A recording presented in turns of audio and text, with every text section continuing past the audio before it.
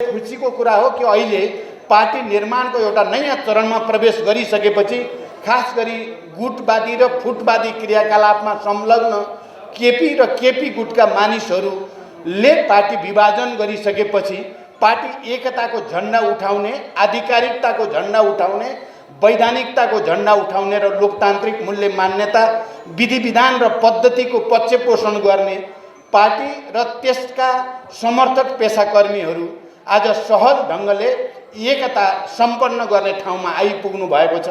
मलाई लाग्छ यसले एउटा ठुलो सन्देश देशभरि प्रवाहित भएको छ र त्यो सन्देश किनकि पेशाकर्मीहरूको सङ्गठनको सिधा सम्बन्ध पेशाकर्मीको हक हितसँग मात्रै नभएर देशमा सुशासन कायम गर्ने, पारदर्शिता कायम गर्ने, एउटा विशिष्ट चरित्र विकास गर्ने उद्देश्यसँग यो जोडिएको छ र तपाईँ पेशाकर्मीहरू म अहिले त्यहाँ बस्दै गर्दा विश्वनाथजीसँग मैले थोरै कुरा मञ्चमा बसेर गर्दा कति केन्द्रीय कमिटीको कत्रो सङ्ख्या हामीतिर रह्यो, पार्टी अहिलेको नेपाल कम्युनिस्ट पार्टी नेकपातिर रह्यो, कति केपीहरूको गुटतिर गयो भन्दा नगण्य सङ्ख्या मात्रै उता लागेको र अत्यधिक ठुलो सङ्ख्या अत्यधिकै यता रहेको भएर जो सुनाउनु भयो र तपाईँहरूको यो हलमा देखिएको उत्साहजनक उपस्थिति, तपाईँहरूको धैर्यता र दृढता हेर्दाखेरि मैले के देख्छु भने आउने दिनमा बन्ने सरकार, किनकि छिटै एउटा नयाँ सरकार बन्दैछ, त्यो सरकारको प्रभावकारिताको निम्ति तपाईँ पेशाकर्मीहरूबाट ठुलो योगदान पुग्ने विश्वास मैले लिएको छु र त्यस अर्थमा पनि म तपाईँहरूलाई बधाई भन्न चाहन्छु। किनकि यसले निकै राम्रो सङ्केत, शुभ सङ्केत गरेको छ। एउटा वैचारिक निष्ठाको आधारमा, सिद्धान्तको आधारमा, लोकतान्त्रिक मूल्य मान्यताको आधारमा सुशासन र पारदर्शिता सहित जनतालाई सेवा दिने कुरामा हामी सफल हुन सक्छौँ। हामीसँग जो जनशक्ति अहिले प्राप्त छ त्यो जनशक्ति निकै उत्साहवर्धक रूपमा सङ्गठित छ। सङ्गठित मात्रै होइन, त्यो आन्दोलित पनि छ भनेर देख्न पाउँदा मलाई गर्वको महसुस भएको छ। यस अर्थमा पनि म तपाईँहरूलाई बधाई भन्न चाहन्छु र नयाँ नेतृत्वले समयमै राष्ट्रिय महाधिवेशन गरेर एउटा नयाँ नीति, सिद्धान्त र प्रतिबद्धता सहित, नयाँ संरचना सहित हामीले जे भनेका छौँ समाजवाद उन्मुख जनताको जनवाद हुँदै समाजवादको रणनीतिक लक्ष्य हासिल गर्ने, हामीले निजी, सार्वजनिक र सहकारी क्षेत्रको समन्वयको माध्यमबाट नेपाल राष्ट्रलाई र नेपाली जनतालाई समृद्धिको दिशातिर लैजाने जे परिकल्पना हामीले गरेका हौँ त्यो परिकल्पना साकार पार्नको निम्ति तपाईँहरूको योगदान, तपाईँहरूको क्षमता, तपाईँहरूको अनुभव धेरै ठुलो योगदानको आधार बन्छ भन्ने मैले विश्वास लिएको छु। म अहिले धेरै लामो भन्न पर्ने र भन्न सक्ने स्थितिमा रहेन। कमरेडले यो बुझिसक्नु भएको छ। हामीले निकै ठुलो लक्ष्य लिएर, निकै धेरै सपना बोकेर यो देशमा अब राजनीतिक स्थायित्व चाहिन्छ, यो देशमा अब आर्थिक विकास र समृद्धिको यात्रा चाहिन्छ, यो देशमा सामाजिक न्याय सहित समाजवादको आधार निर्माणको एउटा महान ऐतिहासिक प्रक्रिया आवश्यक छ भन्ने महसुस गरेर नै हामीले त्यसका निम्ति दुईटा फरक फरक धारको पृष्ठभूमिबाट आएका ठुला कम्युनिस्ट धारहरूलाई एकताबद्ध गरेर मात्रै राजनीतिक स्थायित्वको सुनिश्चितता गर्न सकिन्छ। आर्थिक विकास, सामाजिक न्याय, नेपालका मजदुर किसानदेखि सबै उत्पीडित वर्ग, जाति, क्षेत्र, लिङ्ग, समुदाय सबैको निम्ति आर्थिक समृद्धिको एउटा नयाँ युगतिर, सबैलाई समानता र आत्मसम्मानको एउटा नयाँ युगतिर डोर्याउन सकिन्छ, डोर्याउन पर्छ भन्ने मान्यता अनुसार नै हामीले पार्टी एकता र वाम गठबन्धन र पार्टी एकताको प्रस्ताव राखेका थियौँ। कमरेडहरू र मित्रहरू, तपाईँहरूलाई सम्झना छ, तपाईँहरू यसमा प्रष्टै हुनुहुन्छ भन्ने मैले विश्वास गर्दछु। त्यो सपना देखेर मैले तात्कालीन एउटा पार्टीको एउटा धाराको नेताको हैसियतले, एउटा धाराको अध्यक्षको हैसियतले मैले अर्को पार्टीको अध्यक्षसँग वाम गठबन्धनको प्रस्ताव लिएर गएँ। पार्टी एकताको सङ्कल्प गरौँ, निर्वाचनको लगत्तै पछि पार्टी एकता गरौँ। त्यसो भयो भने नेपालका श्रमजीवी र उत्पीडित जनसमुदायहरू, सबै वर्ग, तह तबकाका नेपाली जनताहरू नेपाल राष्ट्रको स्वाधीनता र नेपालको भौगोलिक अखण्डतालाई माया गर्ने सम्पूर्ण देशभक्त नेपालीहरूमा एउटा खुसीको सञ्चार हुनेछ, एउटा नयाँ आत्मविश्वास पैदा हुनेछ भनेर प्रस्ताव राखेको थिएँ। र साँच्चै नै जे सपना देखिएको थियो नेपाली जनताले, नेपालको कम्युनिस्ट आन्दोलनमा सक्रिय हजारौं र लाखौं नेता कार्यकर्ताहरूले यसलाई अनुमोदन गर्यो, समर्थन गर्यो ऊर्जाको साथ। यो सपना ठीक छ, यो नेपाल राष्ट्रको हितमा छ, नेपाली श्रमजीवी जनताको हितमा छ भनेर निर्वाचनमा अत्यधिक बहुमतले हाम्रो प्रस्तावलाई अनुमोदन गर्यो। हामी सबैलाई थाहा भएकै कुरा हो। यो कुरा कतिपयले उठाउँछन् कि कहीँ हामीले विचारमा या राजनीतिमा या हामीले सङ्गठन र विधि विधानमा अलि हतारोमा गऱ्यौँ कि त्यसो भएर पो अहिले समस्या परेको हो कि भनेर पनि कतिपयले भन्ने गर्दछन्। कमरेडहरू र मित्रहरू, म बडो गम्भीरताको साथ र जिम्मेवारीको साथ तपाईहरुको यो ऐतिहासिक एकता भेला या एकता घोषणा कार्यक्रमका मा उपस्थित साथीहरूलाई भन्न चाहन्छु, कुरा त्यस्तो होइन। हामीले सोचे सम्झेर, किनकि हामी अब शान्तिपूर्ण र प्रतिस्पर्धाको राजनीति मार्फत, बहुदलीय प्रतिस्पर्धाको राजनीति मार्फत समाजवादको उद्देश्यतिर अगाडि बढ्ने भन्नेमा हाम्रो समान सोचाइ भयो। त्यो पार्टी एकताको प्रस्ताव राख्दाको दिन भएको मात्रै होइन, तत्कालीन नेकपा एमालेको 9औं महाधिवेशनको प्रतिवेदनले र तत्कालीन माओवादी केन्द्रको एकता अधिवेशनको प्रतिवेदनले अब हामी जाने बाटो भनेको शान्तिपूर्ण र प्रतिस्पर्धा मार्फत, स्वतन्त्र न्यायपालिकालाई सम्मान गर्दै अनि लोकप्रिय मत हासिल गर्दै सत्ताको नेतृत्व ग्रहण गर्ने र जनताको सेवा गर्दै अगाडि जाने हो भन्ने कुरामा दुईटै पार्टीका पछिल्ला अधिवेशनहरू महाधिवेशनहरूले एउटै लाइन पारित गरेको ऐतिहासिक तथ्यप्रति म सबै कमरेडको ध्यानाकर्षण मात्रै गराउन चाहन्छु अहिले। र अनि हामीले त्यसो गर्दै गर्दा जति बेला नेपालमा 12 बुँदे समझदारी, विस्तृत शान्ति सम्झौता अनि संविधान सभाको निर्वाचन, संविधान सभाका दुईवटा निर्वाचन मार्फत भएका लामा लामा छलफल बहसहरू, ती वैचारिक प्रकृतिका, सैद्धान्तिक प्रकृतिका, राजनीतिक प्रकृतिका, सांगठनिक र विधि विधानसँग सम्बन्धित बहसका पृष्ठभूमिमा नै वाम गठबन्धन र पार्टी एकताको आधार तयार भएको हो। यो रातारात भएको हो कि 2-4 दिनमै हतारमा भएको हो कि भनेर बुझियो भने त्यो ऐतिहासिक तथ्यसँग मेल खाँदैन, त्यो ऐतिहासिक सच्चाइसँग मेल खाँदैन। म कमरेडलाई यो कुरा भन्न चाहन्छु। त्यसकारण हामीले पार्टी एकता गर्दा जो राजनीतिक प्रतिवेदन पारित गरेका छौँ, हामीले बडो प्रष्टसँग दार्शनिक मान्यताको रूपमा मार्क्सवाद लेनिनवादलाई हाम्रो चाहिँ सैद्धान्तिक पथप्रदर्शकको रूपमा सर्वसम्मतले स्वीकार गरिएको छ। अघि नै यहाँ माधवजीले भन्नुभयो, तत्कालीन एमालेको जनताको बहुदलीय जनवाद र मदन भण्डारीको योगदान बारे, तत्कालीन माओवादी आन्दोलनको 21औं शताब्दीमा जनवाद र त्यसमा प्रचण्डको नेतृत्वको भूमिका बारे राजनीतिक प्रतिवेदनमा प्रष्टसँग भनिएको छ। र ती दुवैलाई समायोजित गरेर र विकसित गरेर समाजवाद उन्मुख जनताको जनवाद भन्नेमा सर्वसम्मत रूपले निर्णय गरिएको छ। त्यो सुविचारित छ र त्यसमा भनिएको छ यसलाई एकता अधिवेशनसम्म, एकता महाधिवेशनसम्म गएर थप विकसित र परिमार्जन गरिनेछ र समाजवादतिर अगाडि बढ्ने बाटोलाई अझ प्रष्ट गरिनेछ भनेर त्यहाँ भनिएको छ। त्यसकारण विचार र राजनीतिमा कन्फ्युजन हुँदाहुँदै भएको यो एकता होइन। र त्यति बेला अध्यक्षको हैसियतले केपी ओलीले र अर्को अध्यक्षको हैसियतले मैले सबभन्दा पहिला हस्ताक्षर गरेकोमा हामीले अब पुरानो एमालेको जे जनताको बहुदलीय जनवाद र 21औं शताब्दीमा जनवाद माओवादीको यो दुवैलाई परिमार्जन गरिएको र अब चाहिँ समाजवाद उन्मुख जनताको जनवाद भन्ने कुरामा हस्ताक्षर गरिसकेपछि जब जरा 21औं शताब्दीको जनवाद या माओवाद त्यहीँनिर त्यसलाई हामीले नयाँ ठाउँमा विकसित गर्यौँ, परिमार्जित गर्यौँ। आज यदि कसैले फेरि फर्केर त्यहीँ जान्छ भने त्यही नै प्रतिगमन हो, त्यही नै विचारको हिसाबले प्रतिगमन हो। र हामी जहाँ उभिएर एकता गरेको हौँ त्यसैमा दृढतापूर्वक उभिनु भनेको अग्रगमन हो, त्यहाँबाट महाधिवेशनतिर जानु भनेको अग्रगमन हो। त्यसकारण कमरेडहरू र मित्रहरू सुविचारित ढङ्गले नै विचारमा र राजनीतिमा स्पष्ट दिशा बनाएर नै हामीले पार्टी एकता गरेको हो।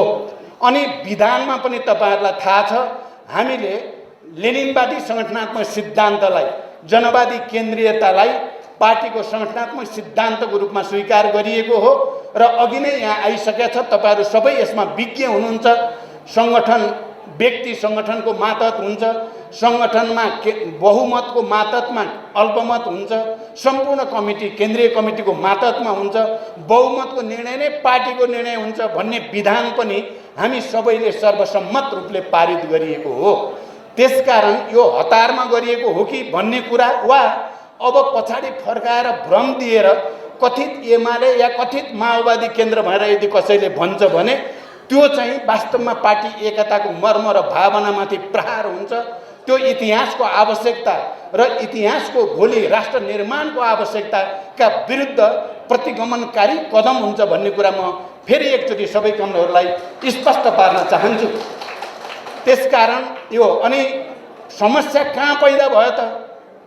केपी ओलीजीको सबभन्दा ठुलो समस्या मैले गएको 3 वर्षमा जे देखेँ भने सत्ता प्राप्ति, कुर्सी प्राप्तिको निम्ति जे पनि सम्झौता गरिदिने, प्राप्त भइसकेपछि कार्यान्वयन एउटा पनि नगर्ने, उल्टो कार्यान्वयन गर्ने षड्यन्त्रकारी चरित्र नै समस्याको चुरो हुन आयो।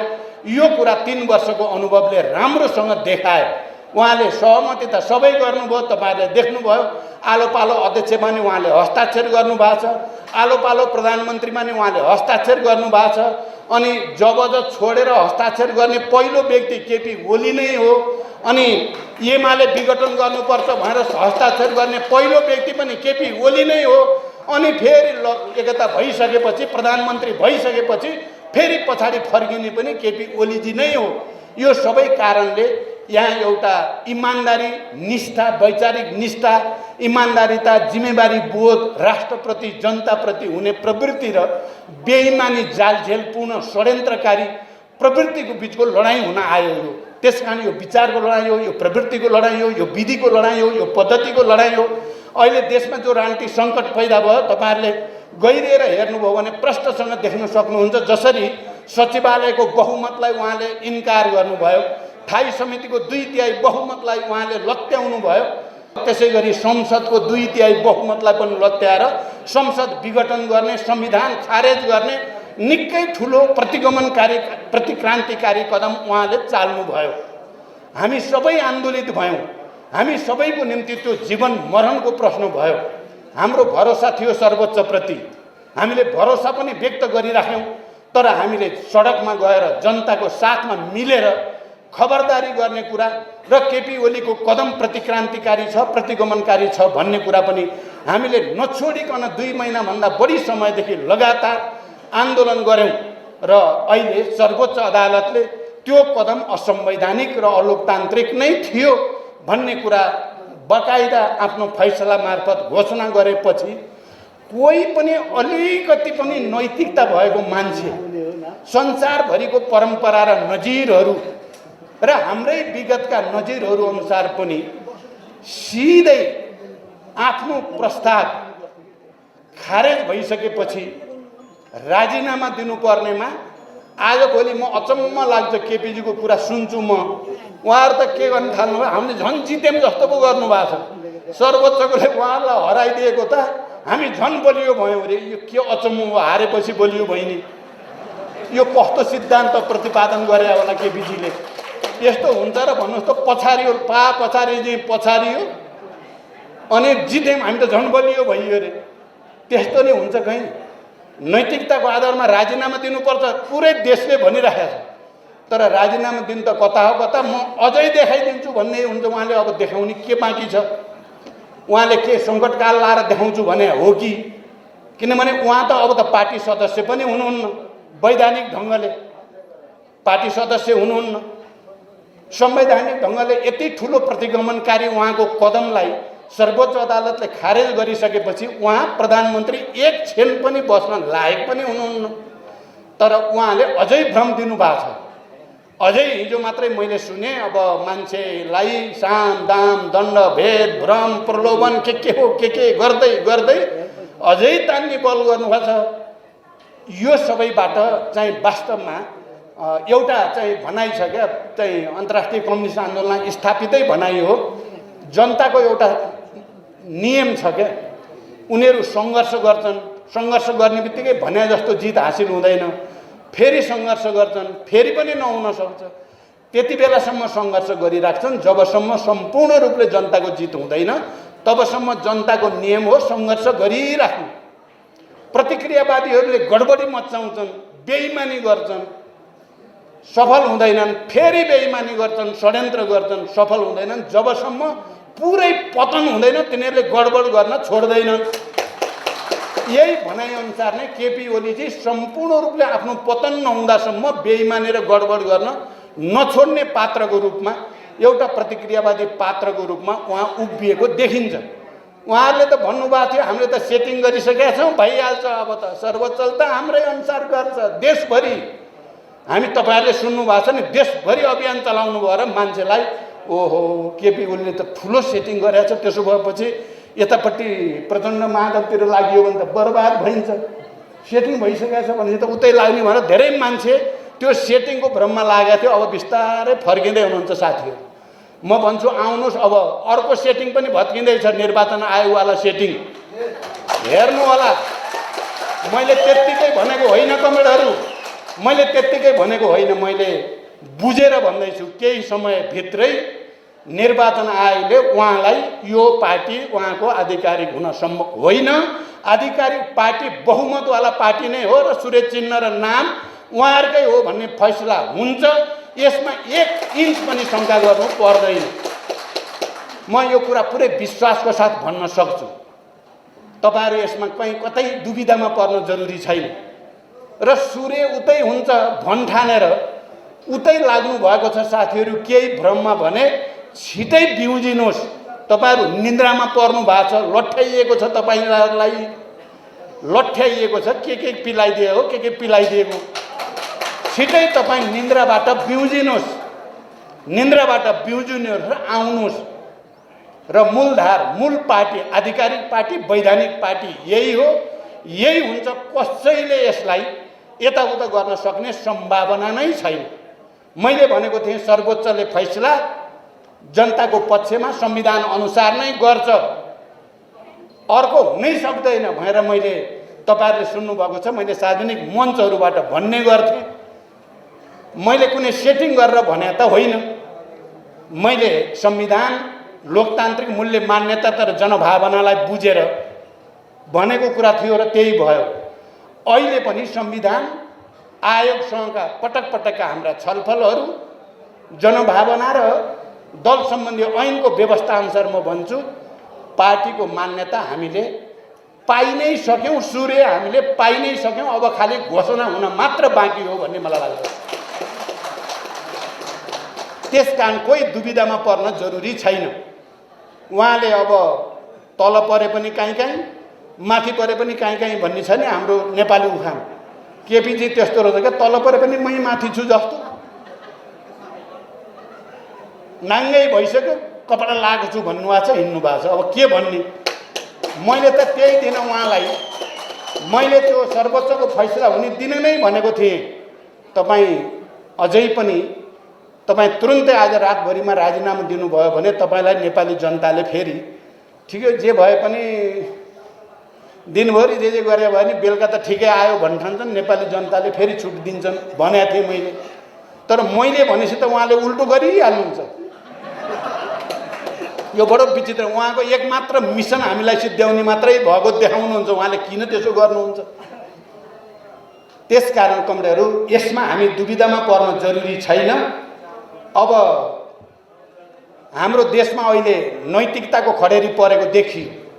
यत्रो संविधानमाथि घात भयो, संसद विघटन भयो, असंवैधानिक भनेर देशव्यापी आन्दोलन भयो, सर्वोच्चले फैसला गर्यो नैतिकताको आधारमा एक रौँ पनि आफ्नो तर्फबाट केही पनि प्रदर्शन गर्नु नपर्ने, अझ उल्टै चाहिँ धम्की, अझ उल्टै अहङ्कार प्रदर्शन गर्नुले पुरै ध्वस्त नभएसम्म केपीजी को बुद्धि पलाउने देखिएन। त्यसकारण तपाईँ हामी एकताबद्ध भएर मैले देख्छु कि केही समयभित्रै राजनीतिक दलहरू र संसद जो अधिवेशन हुँदैछ त्यसबाट एउटा नयाँ प्रक्रियाको सुरुवात हुनेछ, एउटा नयाँ सरकार गठनको प्रक्रियाको सुरुवात हुनेछ। यो प्रवृत्तिलाई अन्तिम रूपमा विदाई गर्ने चाहिँ प्रक्रिया सुरु हुनेछ। यस्तो बेलामा तपाईहरुको यो एकता घोषणा कार्यक्रम भएको छ, निकै भव्यताको साथ, निकै ठुलो उत्साहको साथ, निकै ठुलो धैर्यता र अनुशासनको साथ राष्ट्रप्रति, विचारप्रति, सिद्धान्तप्रति र जनताप्रति एउटा गहिरो निष्ठा र जिम्मेवारी बोधको साथ यो एकता भएको मैले महसुस गरेको छु। तपाईहरुको काँधमा निकै ठुलो जिम्मेवारी छ। साँच्चै नेपाली जनतामा अलिकति फ्रस्ट्रेसन जस्तो पनि देखा पर्छ। अब के हो अब कम्युनिस्टको एकता भएपछि त धेरै राम्रा दिन आउलान्, धेरै विकास समृद्धि होला, धेरै न्याय पाइएला, आत्मसम्मान होला भन्ने ठानेका जनताहरूमा के हो अब यो पनि भएन भने जस्तो परेको छ। हामीले आफ्नो आत्मसमीक्षा गर्दै जनताको त्यो भावनालाई सम्मान गर्दै छोटै समयमा जनतालाई होइन कम्युनिस्टहरूको नेतृत्वमा साँच्चै हामीले देखेको सपना पूरा हुँदैछन् भनेर साबित गर्नु छ। छोटै अवधिमा हामीले त्यो प्रमाणित गर्नु छ।